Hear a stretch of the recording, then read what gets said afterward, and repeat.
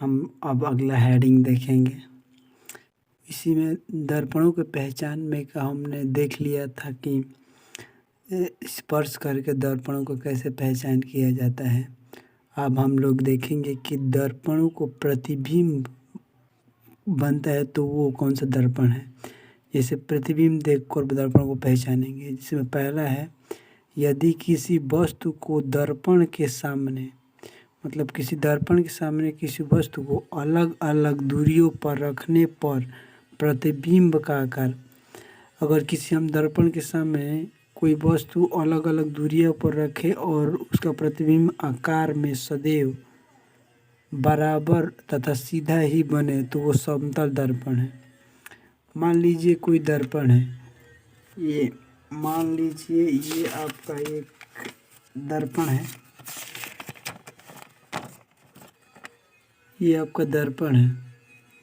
तो इसके भिन्न भिन्न दूरियों पर मान लीजिए हम यहाँ वस्तु रखें तो इसका प्रतिबिंब सदैव बराबर बने तो हम कह सकते हैं कि वो समतल दर्पण है। अगला हेडिंग है आपका दूसरा है, दर्पणों को पहचान में कहिए दूसरा, यदि वस्तु को दर्पण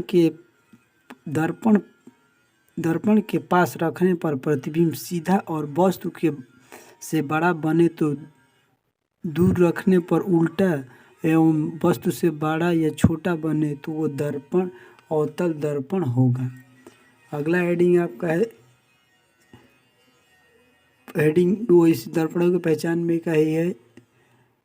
तीसरा है, यदि वस्तु के प्रत्येक स्थिति के लिए प्रतिबिंब सीधा तथा वस्तु से छोटा ही बने मतलब छोटा बने, वो कोई स्थिति पर रखे तो वस्तु सीधा तथा वस्तु से छोटा बने तो दर्पण उत्तल दर्पण होगा। देख लीजिए ये उत्तल दर्पण है, ये आपका हो जाएगा पहला, ये हो जाएगा ये समतल दर्पण है, उत्तल दर्पण है आपका ये, और ये अवतल दर्पण है। दर्पण 3 प्रकार के होते हैं।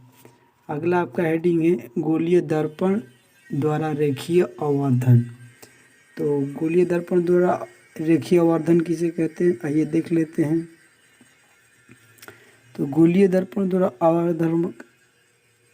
द्वारा रेखीय आवर्धक, हेडिंग डाल दीजिएगा रेखीय आवर्धक। दर्पण द्वारा बने, किसी दर्पण है और दर्पण द्वारा प्रतिबिंब बने,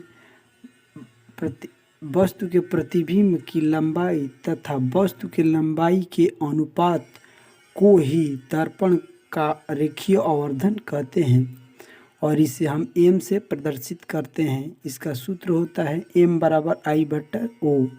रेखीय आवर्धन बराबर होता है प्रतिबिंब की लंबाई बटे वस्तु की लंबाई, यानी कहने का मतलब है m बराबर, ये हो जाएगा आपका m बराबर I/O, ये आपका हो जाएगा रेखीय आवर्धन का सूत्र। अब अगला हेडिंग आप लोग देखिएगा। अब आप लोग का अगला हेडिंग है फोकस अथवा फोकस मुख्य फोकस, फोकस अथवा मुख्य फोकस।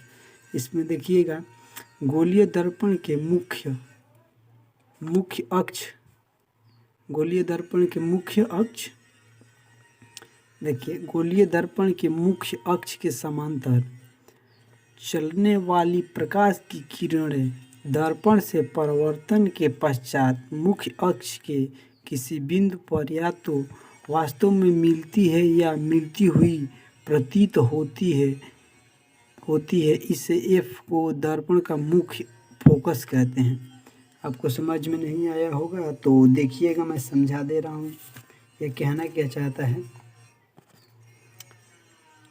ये कह रहा है गोलीय दर्पण, यह आपका गोलीय दर्पण के फोकस बिंदु से आने वाली प्रकाश की किरणें हैं और टकरा कर परावर्तित हो रही है।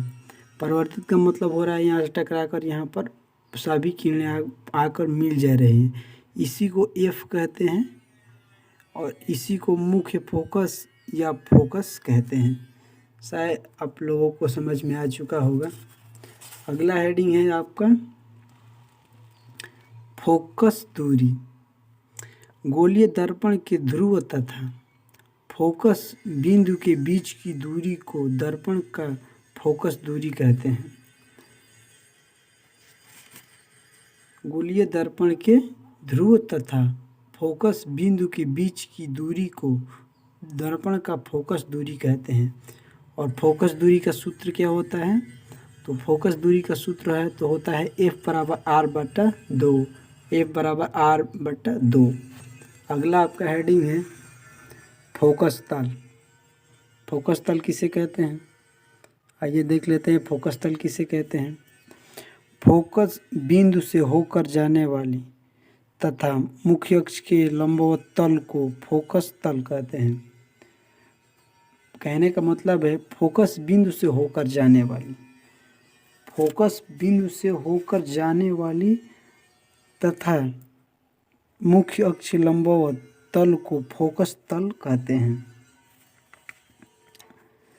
अगला हेडिंग है आपका अवतल दर्पण का उपयोग। तो भाई अवतल दर्पण का उपयोग कैसे कहाँ कहाँ होता है? तो अवतल दर्पण के निम्नलिखित उपयोग हैं। पहला है अधिक फोकस दूरी तथा बड़े द्वारक का अवतल दर्पण हजामत बनाने के लिए काम आता है। जब बाल वाल हम काटते हैं ये सब अवतल दर्पण का उपयोग किया जाता है। और अगला हेडिंग है उसी में का है दूसरा अवतल दर्पण का उपयोग में का है छोटे अवतल दर्पण द्वारा प्रतिबिंब की किरणें को परावर्तित किरणें डॉक्टर आँख नाक आदि को निरीक्षण करने के लिए करता है। देखिएगा अगला हेडिंग है आपका उत्तल दर्पण का उपयोग। उत्तल दर्पण का उपयोग निम्नलिखित है। बांस, ट्रेन, बसों आदि, मेट्रो कार में ड्राइवर की सीट, जो ड्राइवर होता है उसके पास उत्तल दर्पण लगा रहता है। जो लोग हम बाइक वाइक चलाते हैं उसके जो दर्पण लगा होता है उसको वो उत्तल दर्पण लगा होता है। अगला है उत्तल दर्पण से प्रतिबिंब का आकार सीधा एवं छोटा दिखाई देता है। आप लोग देखिएगा कि उत्तल दर्पण क्या करता है कि कितना भी दूर वस्तु होगा उसको छोटा करके अपने प्रतिबिंब को दिखाई देने लगता है। उत्तल दर्पण को उपयोग हमारे दैनिक जीवन में विभिन्न प्रकार से होता है। बस, ट्रेन आदि में लगा रहता है। अब अगला हेडिंग आप लोग देखिए।